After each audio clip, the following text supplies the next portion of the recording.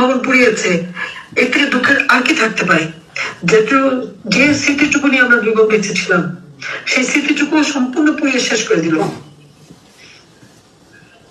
এবং সেখানে তারা রুগী ডান্স করে, আগুন দেয়। আর যেভাবে জাতির পিতাকে গোড় ভাঙে এবং তার উপরে অবমাননা করা, জাতির ভিতরে এতটুকু রক্ত আছে, বাংলাদেশের মুক্তিযুদ্ধের এতটুকু চেতনা আছে, তারা কি এটা সহ্য করতে পারে? সেজন্য বললাম যে আমাদের তরুণ সমাজ, যুব সমাজ, তাদের কাছে জানতে হবে যে বাংলাদেশ কোথায় ছিল আর আমরা কোথায় কত উন্নত করেছিলাম। আওয়ামী লীগ না আসলে তো কোনদিন এটা হতো না। আজকে যে সবকিছু ধ্বংস করা হলো, সেটা কেন করা হলো?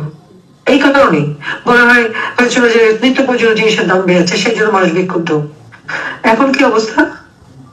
আমাদের সময় তো খাবার পেত, 1 কোটি পরিবারকে আমরা কার্ড দিলাম।